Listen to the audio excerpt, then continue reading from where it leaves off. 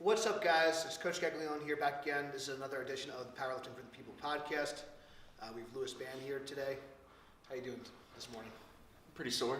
Pretty sore. So starting a new training cycle, so we can talk about that. For those of the people that are listening or watching, just really quick, if you want to give a little, just quick, 30-second spiel, like who you are, where you're from, and what you got going on right now. Well, I started powerlifting a few years ago. I just got done with the Arnold XPC finals. It was my third equipped powerlifting meet, so I started off raw.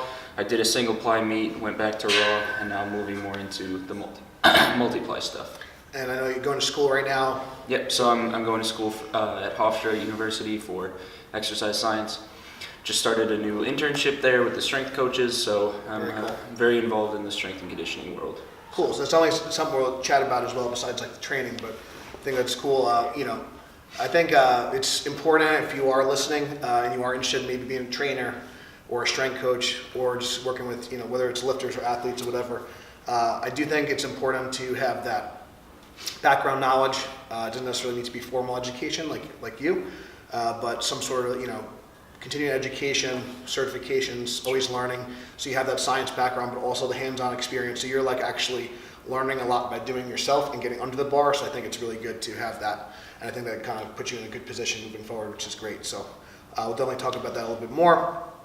But I want to rewind a little bit. I want to take, if you can remember, even before powerlifting, maybe when you just started training, exercising, maybe you did some sports like growing up and stuff. So maybe tell people watching kind of how you got started with fitness and exercise and training in general. Yeah, the first time I can really say that I started training, as far as like in a weight room goes, was my 8th grade, the summer going into my freshman year of high school.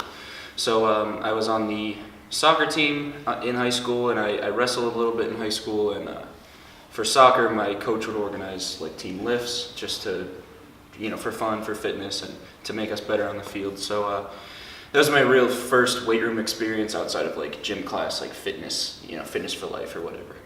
So what kind of stuff did he have you guys do? And very, very basic, like powerlifting, squat, bench, deadlift, without it being powerlifting. You know what I mean? Yeah. So it was more like bodybuilding style, but focused around the power lifts. So he just wanted to make us bigger, faster, stronger, kind of a thing. He didn't really know what he was doing as far as training goes, but it was my first positive experience. Yeah, you had a good exposure to it. Oh, for sure. And then I know, like with myself, like I definitely felt like, for me, it was I did my first bench press in 8th grade in my buddy's neighbor's garage, which was very interesting. I remember getting like crushed with like 80 pounds. But we were trying to like max out like on those sand weights. But I definitely also really enjoyed the training. Did you always have like a positive experience like lifting? Like, was that something that you enjoyed like right away, or? With soccer and with most team sports in general, it's always like cardio is like a punishment. If you're not doing this, you're gonna sprint. But the weights were always a very positive experience for me because it was fun. It was a like team bonding experience. We could see, who's stronger. Like, I beat you on the bench, like stuff like that. So that was always fun. I remember like my first time bench pressing 135 was in my high school gym down there with my buddies. Like, we got the big weights on now. And did you always have that kind of like competitive mindset, or like growing up, or is it something that kind of developed over time? I think once I got into powerlifting, it sort of developed. I was never, a great soccer player. I was never a great wrestler. Yeah. I just enjoyed being in a team setting. But once I got into powerlifting and it was an individual sport, with the exception of like training is very team oriented. But being an individual sport, I got that competitive attitude where it's like I'm going to win. I'm going to do what it takes to win. So the weights for me have always been very, it's a way to compete with myself, where before it was competing with other people, but now under the bar I can just me and the bar kind of a thing. Yeah, one of the things that we always try to emphasize, regardless of what level, what's great about powerlifting is you could take it as extreme as you want. You can do it at a very high level. You can do it very competitively on a big stage. But what's cool is that you kind of are in control of the weights you pick. so you can kind of be as conservative or as crazy with your attempt selection as you want, and you can be as competitive or not as competitive as you want. But what's cool is that you can share the platform with some great people, which is rare in like other sports. Usually, it's rare that you would kind of like have someone like, let's say, like a Larry Williams on the same platform, who's an all-time world record holder on the same platform as someone starting out, which is, there's good and bad things with that, but it's pretty cool to see that anyone can do it. But we always say it is a form of self-improvement, and that's why I think powerlifting is such a great thing, and that's why we have this podcast and why we kind of preach strength training. But so I think it's cool that you kind of mentioned that. So yes, you're competing with other people, but if you can walk away, have a good day, hit some personal records, do your best. I think that's always, you could always kind of hang your hat and hold your head high with that. So fast forward a little bit. I know you kind of moved down here for school. So what was your first experience with powerlifting as far as a sport? And if you could maybe talk to us about like your first meet and what kind of got you involved with actually competing as opposed to just training to train. Sure. So I started powerlifting, I remember, it was October 2nd of 2014. It was the first day I ever stepped into like a powerlifting setting. So it was at my university. It was the club powerlifting team.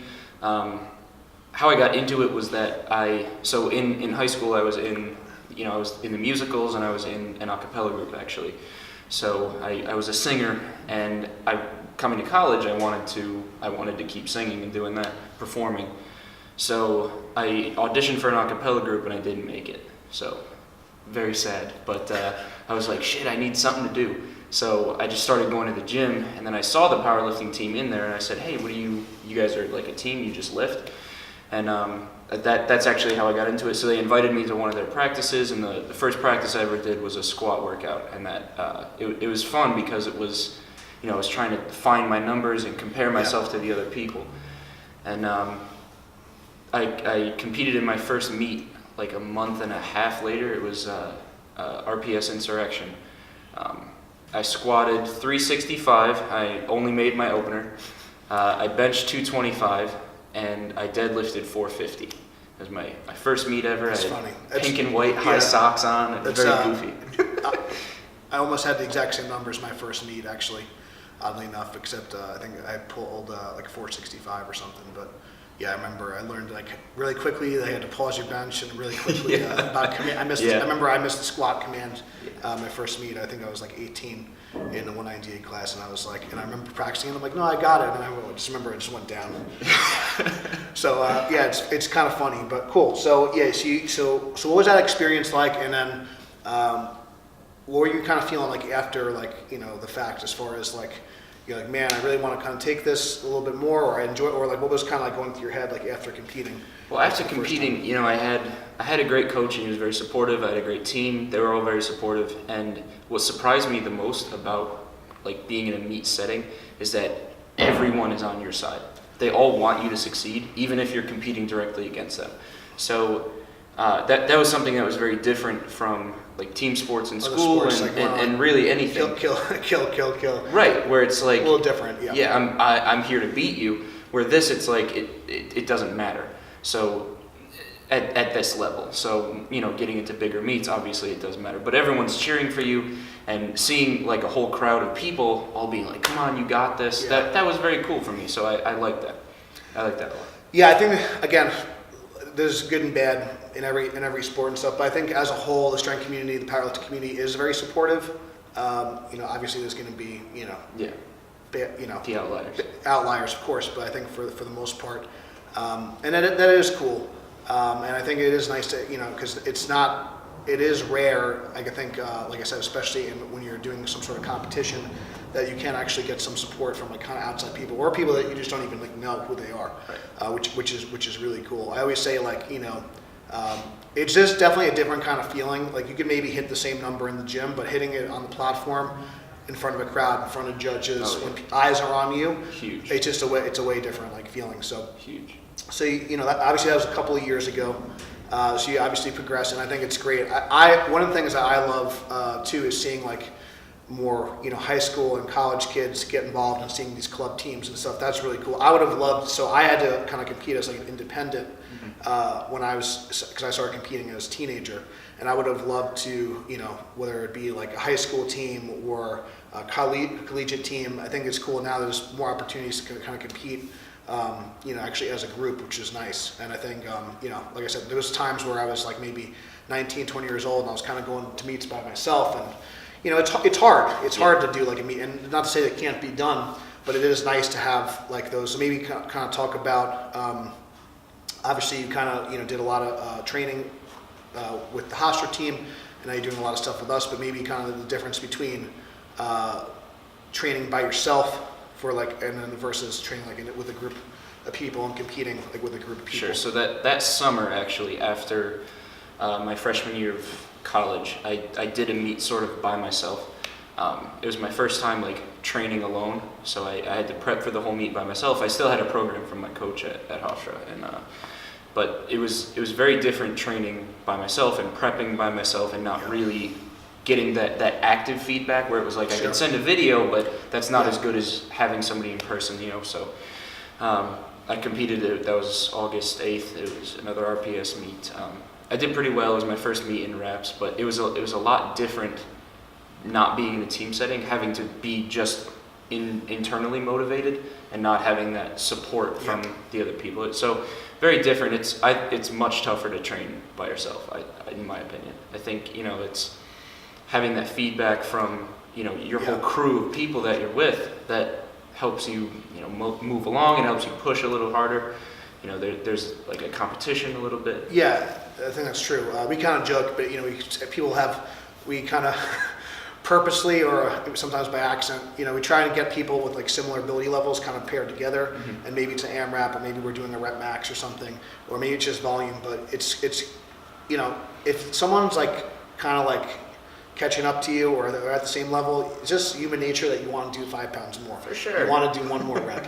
Absolutely. And just like, I think that is good to have that healthy like competition, and I think that's not something you can replicate by yourself. Yeah.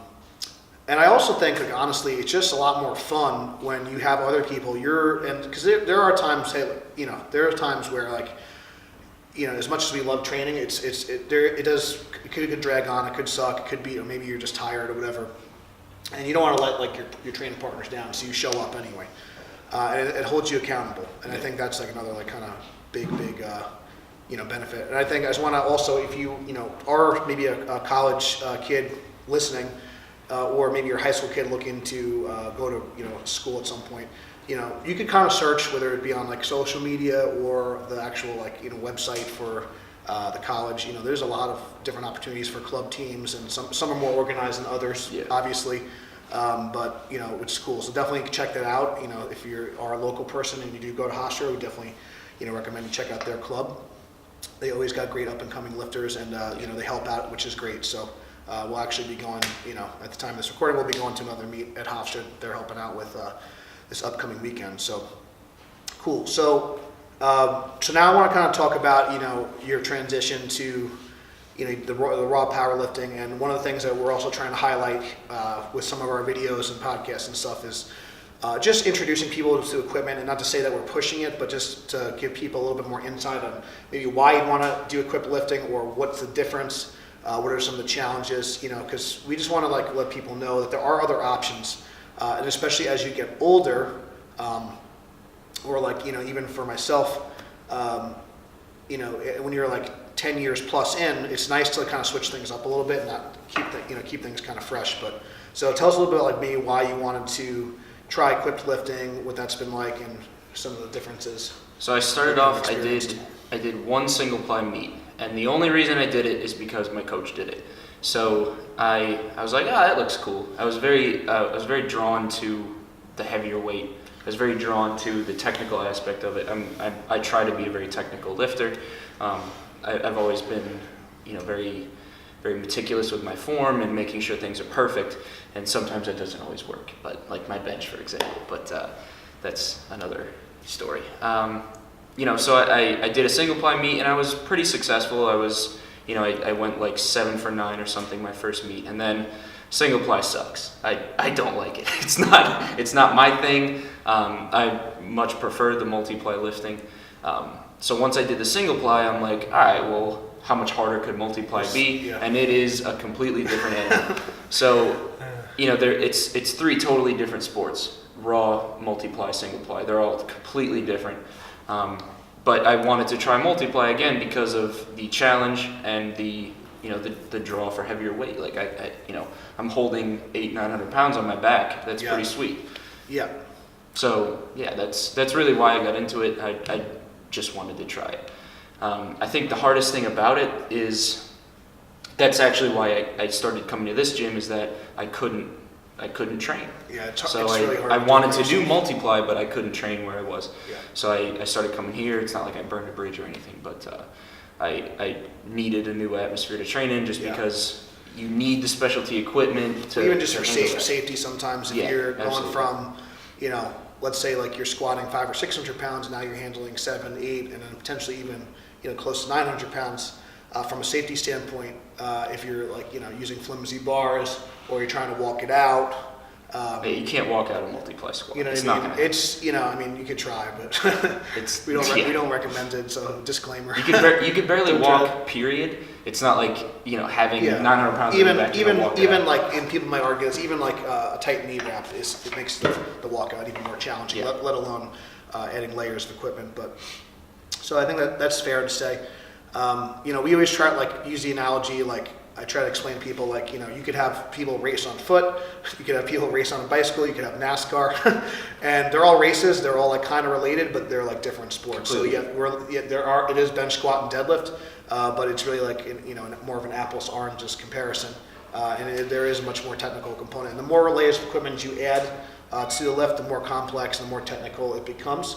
Yeah. So there is potential for you to lift more weight, but there's also more potential for catastrophic disaster as well. So it's definitely fun, and I think it's, like I said, it's just another challenge.